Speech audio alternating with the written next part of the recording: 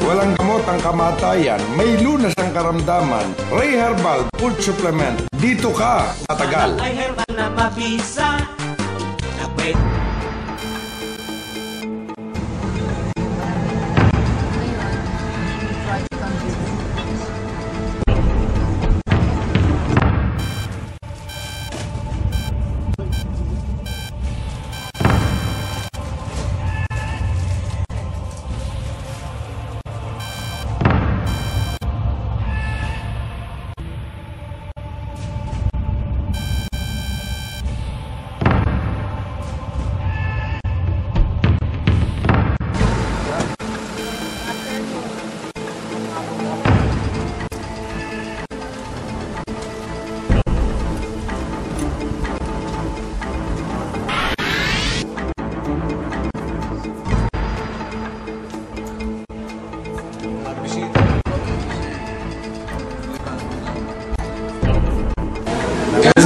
Kailan yung balitaan sa herbal Ray?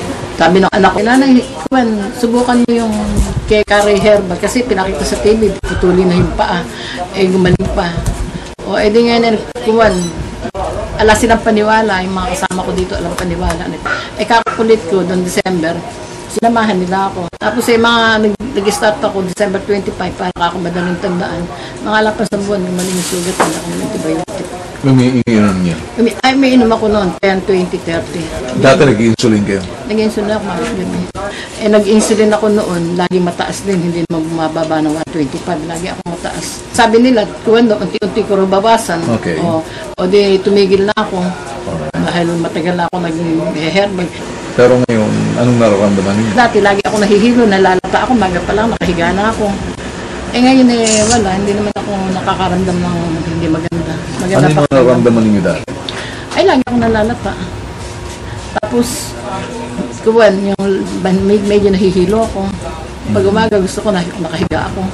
Kung bumisita ba kayo sa doktor, ano sinabi ng doktor ninyo? Hindi nga naniniwala ng doktor. Ay, mga ganyan. Hindi naniniwala ng doktor. So, sinabi niyo... Sabi nga bakit to, kuwan, hindi na ako nagpapatingin. Sabi ko, nag-herbal na lang ako. So, sinabi ninyo na bumaba na yung infection? Oo, nakita naman niya. Hindi ko kaya ko sinasabi sa akin to dahil binayaran ko ni Karen. Pupunta ako doon, may isang kusing hindi ako makatawad doon sa herbal nila. So, wala ko kayong ugnayan ni Ray Herrera? Ay, hindi ko makilala, hindi ko pa nakikita yun Pupunta kami, hindi ko nakikita yun. Ano masasabi niyo sa herbal ni Ray Herrera? Hindi, mainam nakakatulong sa mga may sakit. Anong hindi totoo doon kay Ray Herrera? Yung mga sinasabi niya, mga parang totoo naman. Dahil parang totoo? Sa gamot niya, dahil nakagamit ako Kung lahat-lahat ng gamot kung kumpara mo sa herbal at saka... Nung lahat-lahat na yun, yung gamot ko nasa 9,000. Ang high blood ko, 85 ang isa. So, nasa 9,000 sa isang buwan. Yung ginagastos mo rito kay Herrera, 10,000. Ala naman. Magkano? Kung sa 1,900 mga ilang set. Mga gaano mo katagal ginagamit? Yung dalawang set, isang buwan. Dalawang set, isang buwan. Magkano yun? Di mga 4 lang. Pero mahina na rin kay Ray Herrera dahil Hindi siya nakikita. Meron nga kami dito, yung sunyahan mo na yung pae na bubulok na sa iyo papupuntahin Ganyan lang, alam pera yun. Gusto ko lang marinig sa iyo kung kayo nasisihan sa kanyang herbal. Nasisihan naman ako sa herbal niya dahil effective naman. Pero may tampo ka lang kasi hindi mo nakikita personal. So yan, makakaabot yan sa kanya. Ay, papakabot ko sa kanya. Sasabihin mo yan. Sa kami hindi siya nagpapakita. Sige, sabihin mo sa camera. Ikaw ang masasabi. Nagpunta kami nun sa inyo. Sabi ko, hinahanap kita. Ay, wala, hindi kayo nagpapakita sa amin. Dapat nakikita ka namin. Yan ang tampo namin sa'yo. Hindi ka nagpapakita sa mga tumatangkilik sa herbal mo.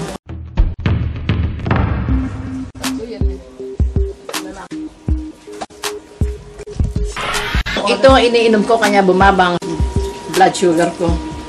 Kasi kaysa bumili ko ng gamot, ito na lang, nakakamura ko.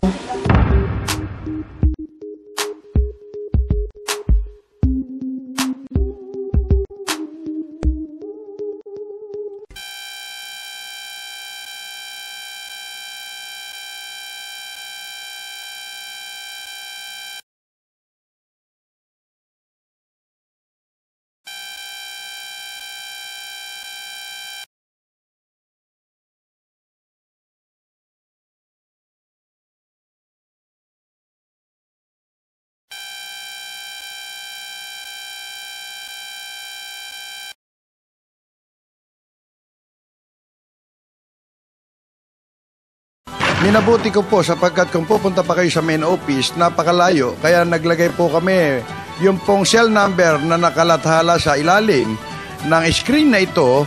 Pwede po kayong makipag-ugnayan at ito po ay sinasabi ko at pinatotohanan, ito po ay authorized distributor ng Abanyong Lingkod mula pa noon at magpakailan pa man.